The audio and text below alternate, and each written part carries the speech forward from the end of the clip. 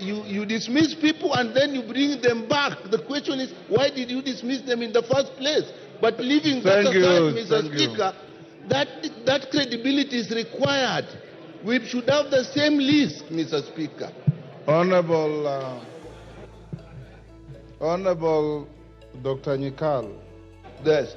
Mr. Speaker, what we are discussing is so important because it is actually the crux of the matter of what is happening in the country today.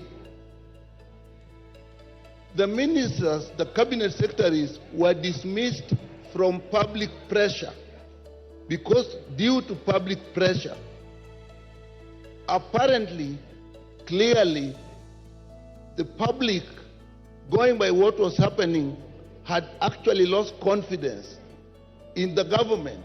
And when they invaded parliament, this was a loss of confidence on parliament and its credibility. Therefore, Mr. Speaker, the process that is now reversing that must start in the most transparent way, without doubt, absolutely. Mr. Speaker, what the President announced is definitely different from what you have read to us. Mr. Speaker, at that point alone, the public will not really have confidence in what we are doing, unless probably the President came and first of all made the changes. He has the ability to do that.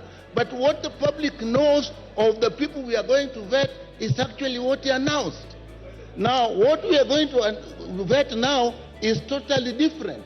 Mr. Speaker, what the people believe, whether they are right or wrong, is important. People act from their belief. And when they were running and attacking the National Assembly, it is arising from their deep belief that we do not represent their interest, we are not credible to them. Therefore, Mr. Speaker, I find, and you really need to clarify this, why the list you have read to us is different from what the President read.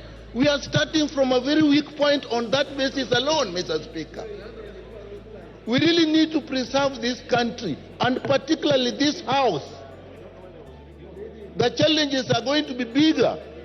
Leave alone the issue that you dismiss people and then you bring them back. The question is, why did you dismiss them in the first place? But leaving that aside, Mr. Speaker, that credibility is required. We should have the same list, Mr. Speaker. Honorable Dr. Nyikal.